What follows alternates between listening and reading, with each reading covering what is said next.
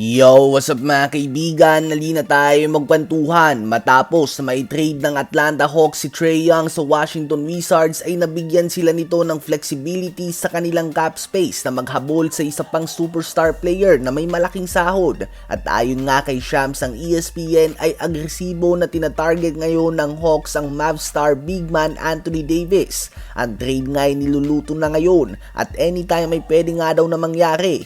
Ayon kay Shams ay magkakaroon nga ang Hawks ng package na nakapalibot sa mga young players and draft picks, habang si Evan Sidney naman ay sinabi na nakapalibot ito sa mga expiring contracts sila Kristaps Porzingis at Luke Kennard, isang bagay na hindi nga nagbe-make sense para sa Dallas Mavericks dahil kung gusto mo ngang simula ng rebuild para kay Cooper Flag, bakit ka nga ba kukuha ng injury-prone veteran Kristaps Porzingis kung available ang mga young player na tulad ni Zachary Rissache at Onyeka Okongwu o kaya naman si Nickeil Alexander Walker?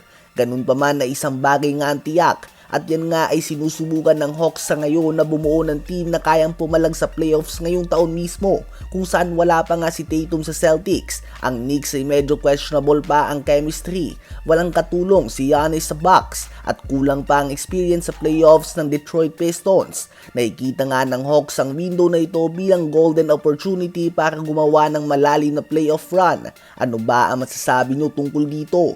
Ngayon ay tumungo naman tayo kay Deni Avdija. Ang star ng Israel ay isa sa mga rising star sa buong NBA ngayon. From averaging 17.7 rebounds and 3 assists per game last season, ngayon nga ay inangat na niya ito sa 26 points, 7 rebounds and 7 assists per game on 47% shooting sa field. Lumalabas na nga ang mga comparison sa kanya noong draft na mala Luka Doncic. Dahil sa performance niya ngayong season ay mas madami pa nga ang boto na natanggap niya sa All-Star Game sa first 2 returns nito sa mga batikan na superstar na tulad ni LeBron James, Kevin Durant at Kawhi Leonard.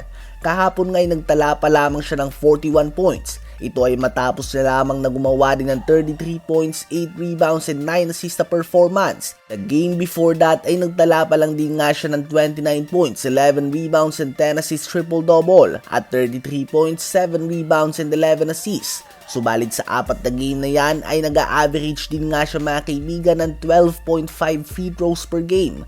Kaya naman nang matanong ang Houston Rockets forward Tari Eason kahapon kung ano ba ang mahirap depensahan kay Deni, ang sagot lang nga nito ay ang zebras nga daw pertaining to the officials o referees. Well, may ibang sang-ayon nga dito na magaling din nga daw talaga itong magpasabit, habang iba naman ay sinasabi na part of the game nga daw ito mga kaibigan at ginagamit lang ito ng Israeli star sa kanyang advantage. So far ay nagpapakita ng All-NBA level type of performance si Avdija at magiging very interesting nga ang Blazers lineup na ito kapag bumalik na si Damian Lillard sa kanilang team. Ano ba masasabi nyo tungkol dito?